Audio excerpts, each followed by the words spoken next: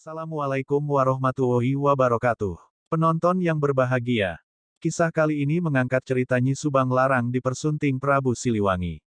Kisah Prabu Siliwangi menikahi Nyai Subang Larang bisa disebut romantis karena jatuh cinta pada pandangan pertama.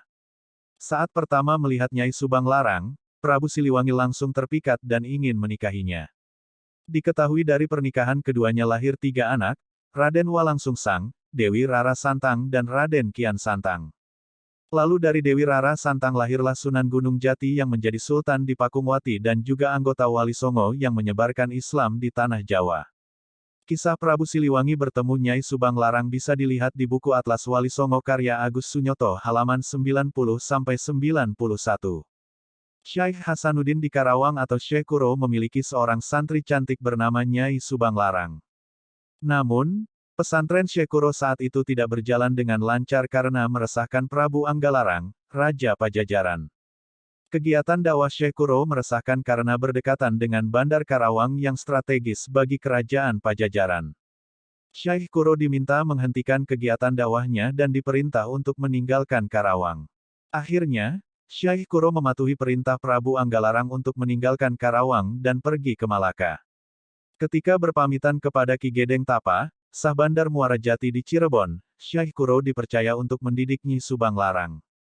Puteri Ki Gedeng Tapa itu diminta untuk diajari agama Islam di Malaka. Tak lama di Malaka, Syekh Kuro dikisahkan kembali ke Karawang dan mendirikan langgar atau musola tidak jauh dari pelabuhan. Seperti semula, dakwah Syekh Hasanuddin mendapat sambutan penduduk setempat. Tidak butuh waktu lama, langgar itu sudah berkembang menjadi pesantren tempat penduduk belajar agama Islam. Berita tentang Syekh Kuro yang kembali berdakwah di Karawang membuat marah Prabu Anggalarang yang pernah melarang dan mengusirnya. Prabu Anggalarang kemudian mengirim putra mahkota, Raden Pamanah Rasa nama kecil Prabu Siliwangi, untuk menutup pesantren Syekh Kuro. Namun, saat sampai di pesantren Karawang, Raden Pamanah Rasa justru terpesona oleh keindahan suara Nyi Subang Larang yang sedang membaca Al-Quran. Prabu Siliwangi jatuh cinta pada pandangan pertama dan berniat untuk menikahinya. Akhirnya, Raden Pamanah Rasa atau Prabu Siliwangi mempersunting Nyi Subang Larang, dan tidak jadi menutup pesantren Syekh Kuro di Karawang. Terima kasih sudah menonton dan mendengarkan ceritanya. Jangan lupa like, komen, dan subscribe. Tonton terus channel yang mengupas tentang sejarah di Indonesia tercinta ini.